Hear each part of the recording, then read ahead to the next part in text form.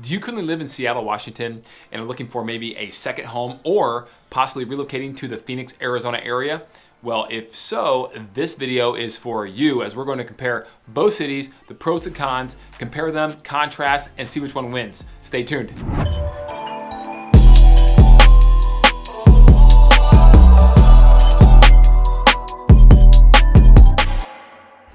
Hey guys, welcome back to my YouTube channel, which is called Everything Phoenix, because it is just that, Everything Phoenix. We are getting to every single topic, every single question that someone could possibly have about the Phoenix, Arizona area, and we are answering and addressing those topics right here on this YouTube channel. And we are releasing 2 videos per week, every Tuesday and Thursday, 9 a.m. local time, so that you are fully informed on everything Phoenix and you are knowledgeable about everything that this great city has to offer. We are passionate, guys, about helping people relocate and move to Phoenix, Arizona, to buy second homes in Phoenix, Arizona, or maybe to move up, move down because you already live here locally and just looking to buy a new place here in the Phoenix, Arizona area. So we're passionate, guys. You can call us at any time at 888-KCREG-11. That's 888-527-3411, and we will get right back to you, I promise. You can email at info@kellycookhomes.com. So please, guys, smash that like button, ring that notification bell, and be alerted every time we release a new video.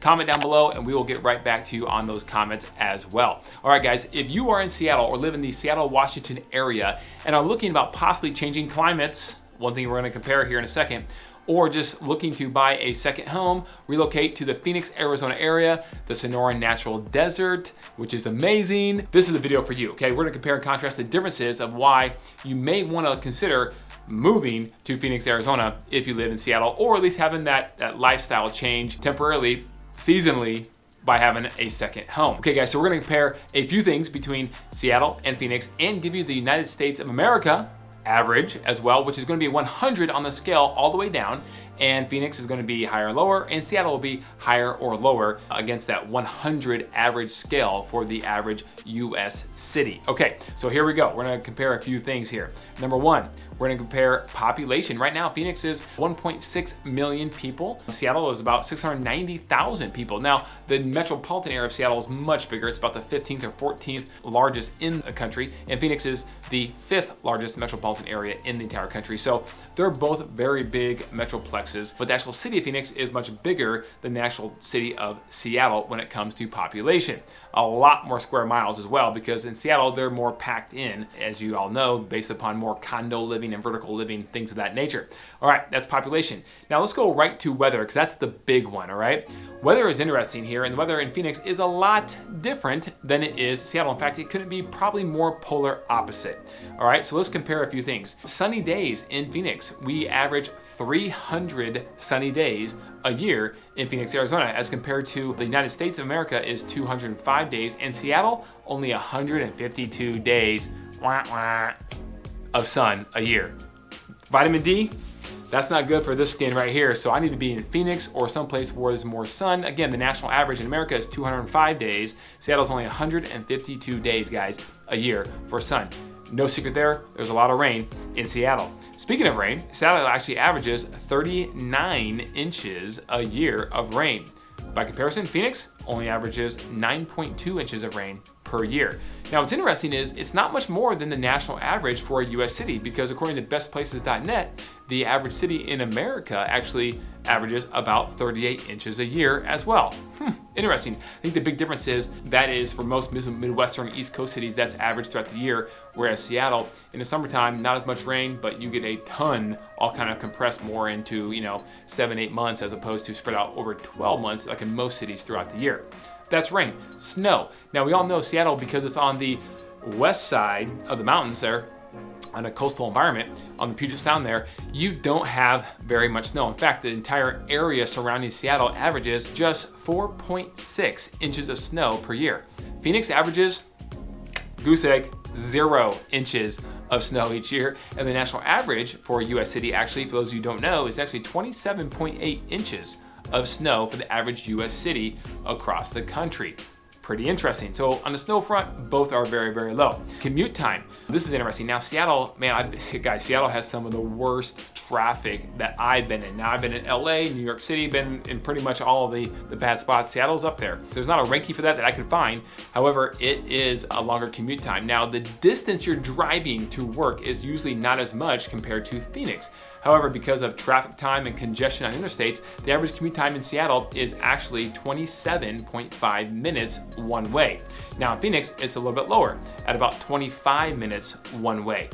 But in Phoenix, you're traveling a lot further distance. Now, Phoenix has some of the best transportation interstate systems for a metroplex in the entire country. In fact, maybe the best with its looped system for interstates, which is phenomenal. So Phoenix is very lucky to have that loop system where traffic flows actually really, really well. So that time of 25 minutes one way is actually only because Phoenix is so spread out and you're having to drive actually more miles to your destination. The average commute time for the average US city across America is actually 26.4 minutes, which is less than Seattle.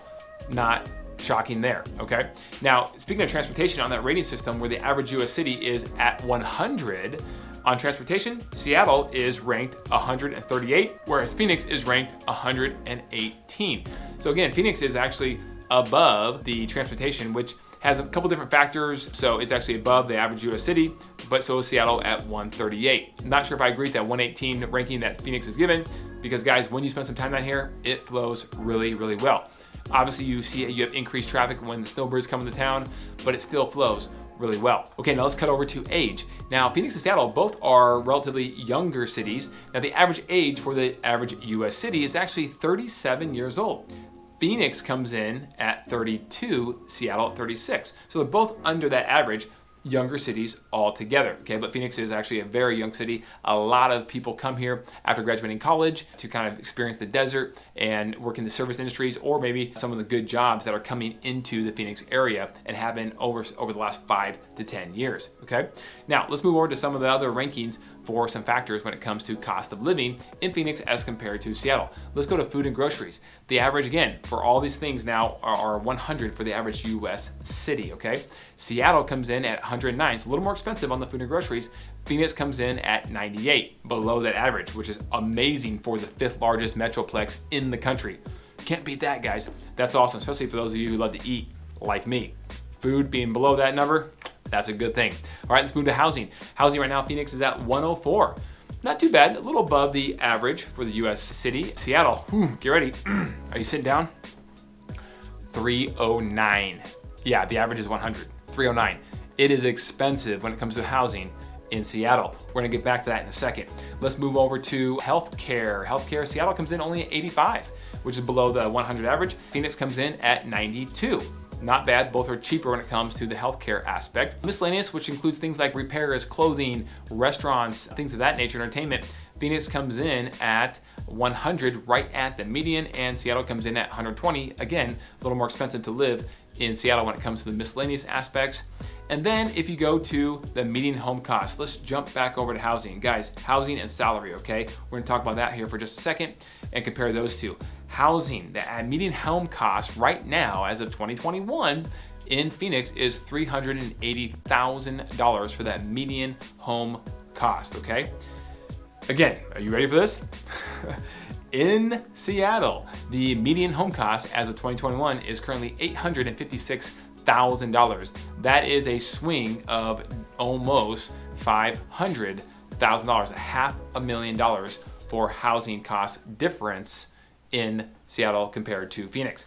That is huge, guys. Okay, let's jump over to salary. Salary plays a huge role, right? Because that's your income coming in. So this is what you can afford to buy and live in when you're in a certain city. So in Phoenix, if you currently have a salary, as an example, of $120,000 a year, in Seattle, to have the exact same cost of living, to make that dollar go the exact same distance, you'd have to have a salary of $215,800. That is the difference right there, almost $100,000 difference between living in Seattle and Phoenix when it comes to your income that you're earning, guys. That is huge. So think about that. if you can maintain whatever salary you have in Seattle and move to Phoenix and make something similar to that, which is possible given the tech jobs, manufacturing, healthcare jobs and those industries that really boomed in Phoenix over the past 5 to 10 years, that's possible to do, guys. Think about how much further your dollar would go. That same house that you have right now, that's $856,000, would only cost $380,000 here in Phoenix. That is enormous. That's $500,000 you could now use for other things, for kids' college, for maybe a vacation, for just a bigger house, for another car, whatever it may be, or for investing. Buy a rental house down here in Phoenix, guys. Oh my gosh, not only is it cheaper that way, but we didn't talk about property taxes. Property taxes in Phoenix compared to Seattle are much lower. So if you have a rental house and you're getting $2,000 of rent in Seattle as opposed to $2,000 of rent in Phoenix, guys, that is more money in your pocket because property taxes are lower. So that's less to the government, more in your pocket, more money to save and to reinvest and to have for your future. Guys, the future is bright for Phoenix, Arizona, and will it stay this cheap forever? I don't know. Probably not. The housing certainly has gone from a index of like 96 below 100 on that housing factor up to now 104 as we discussed, and that's probably going to keep rising because the secret is out on Phoenix. It's an affordable city. The weather is amazing 9 months out of the year, and those other 3 months, it's hot. But most other places, guys, are hot too. I'll leave you with this story.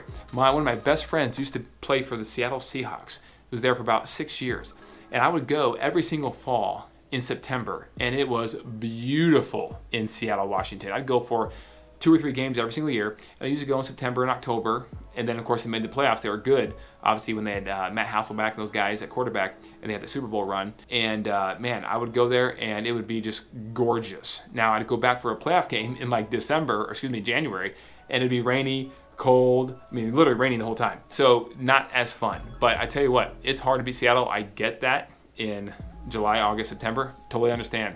But guys, outside of that, it's rainy and it's a totally different climate than it is in Phoenix. So now fast forward when you come over to Phoenix, those same times of year, it's hot, but it's dry, it's sunny, vitamin D, things are cheaper, your dollar goes further.